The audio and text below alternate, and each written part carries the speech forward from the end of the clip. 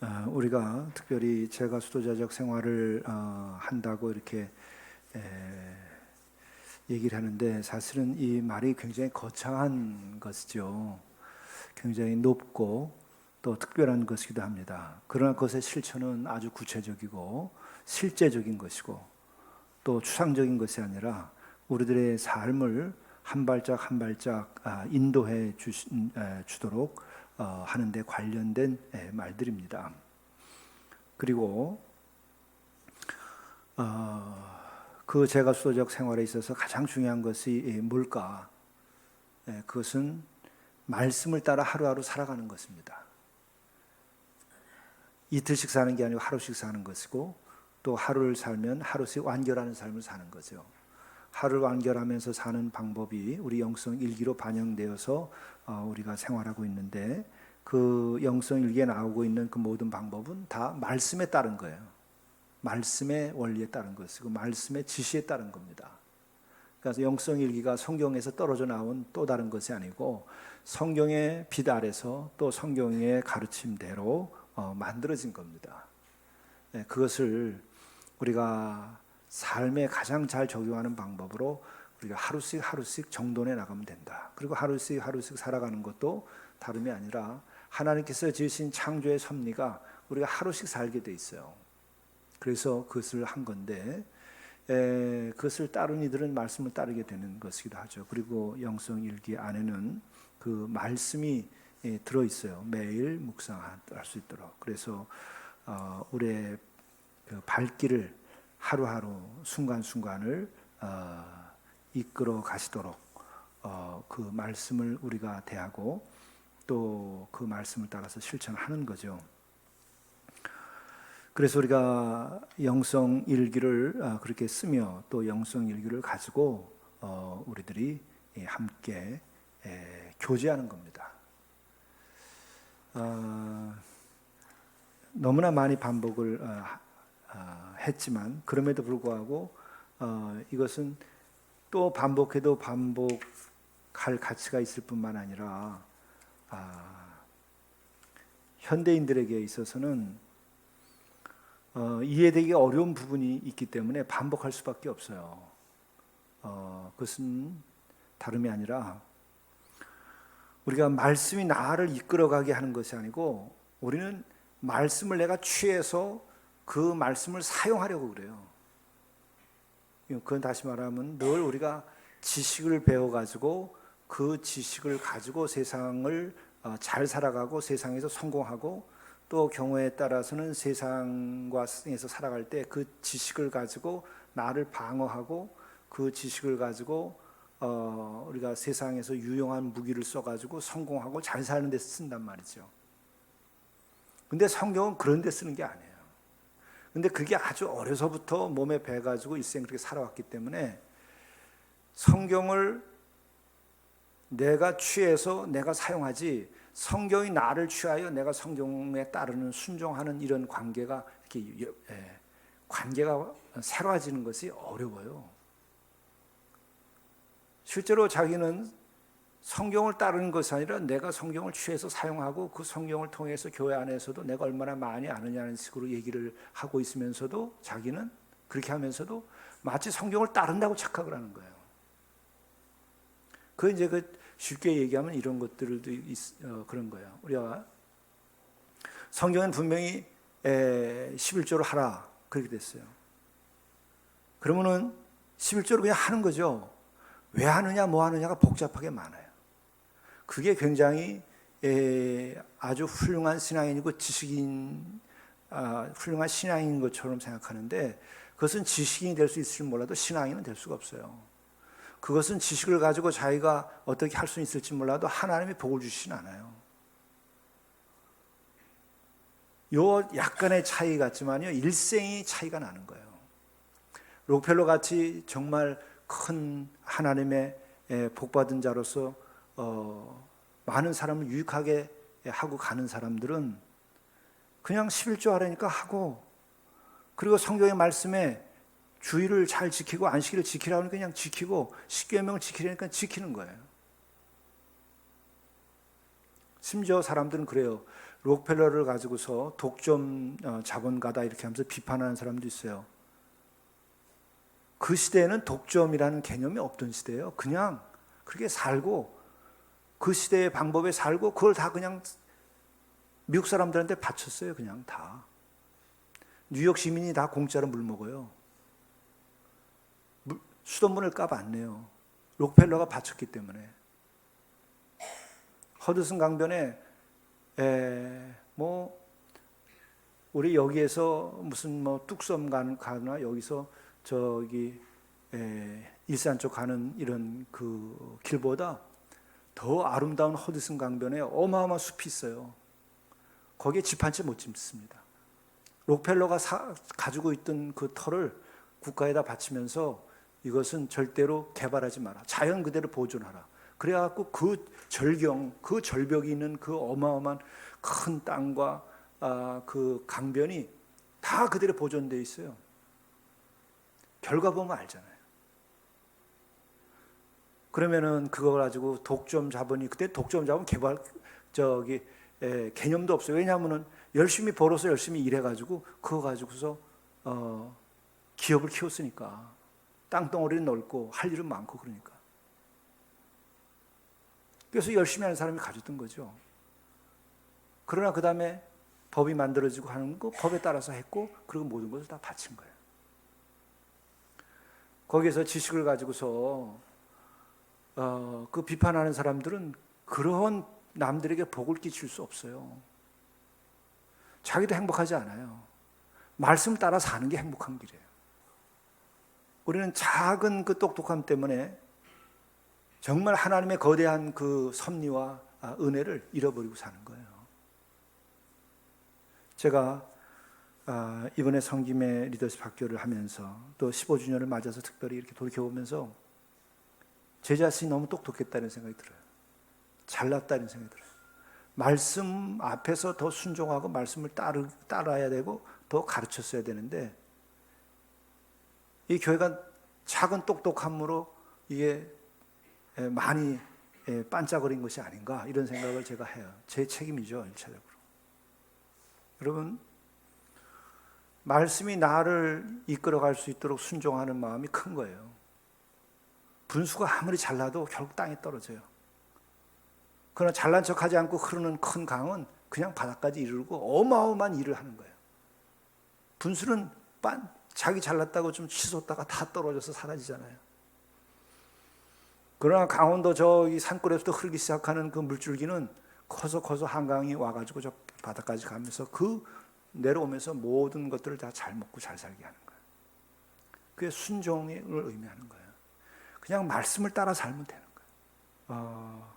완전히 우리들의 자세를 바꿔야 돼요. 그래서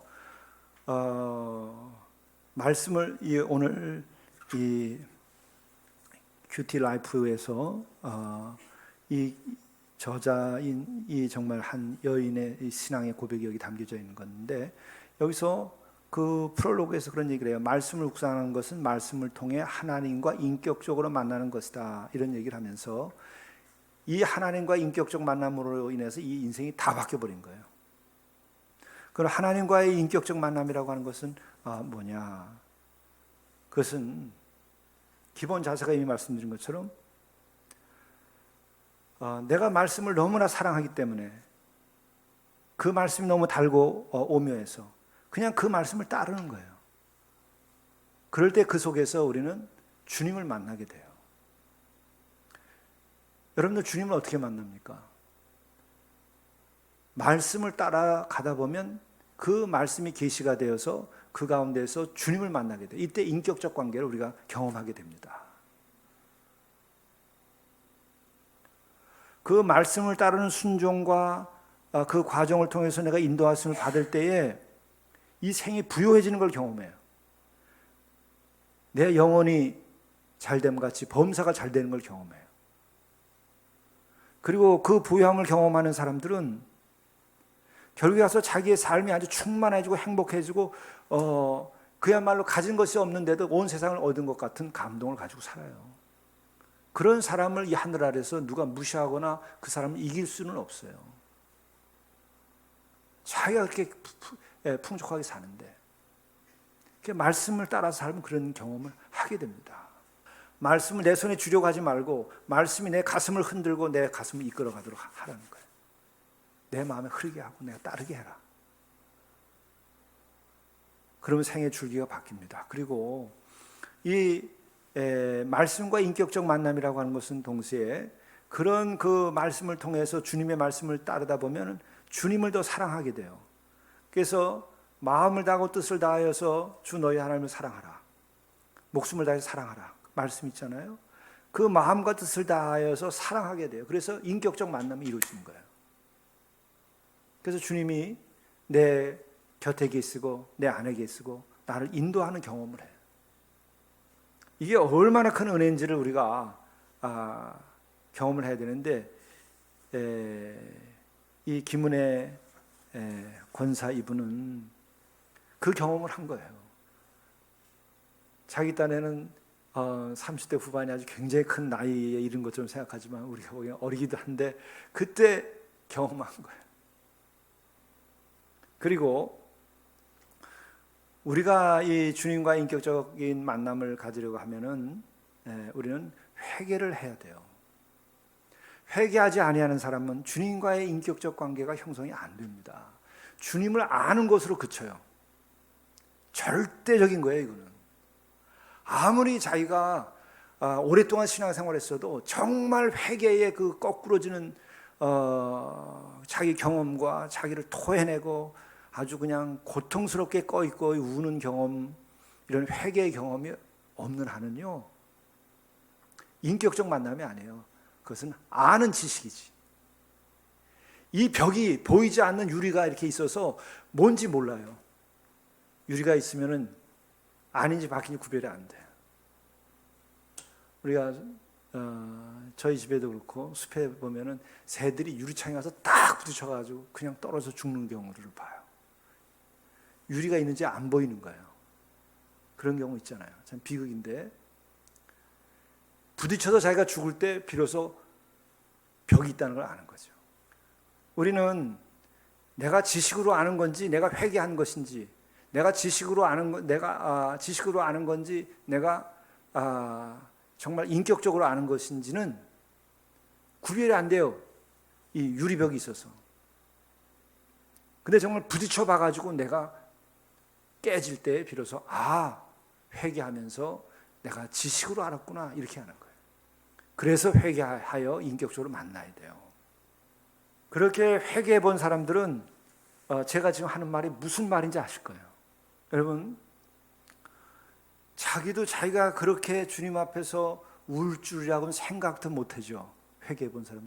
내 속에서 이렇게 깊은 데서 이렇게 나이가 뒤집어지는 그러한 울음이 나올 거는 생각도 못하죠. 멈춰 서지도 않은 거예요. 그 슬픈 울음이나 혹은 그 아픔의 고통의 울음이 쏟아져 나오는 거예요. 막을 길이 없어요. 그게 은혜 받고 회개할 때 그러는 거예요.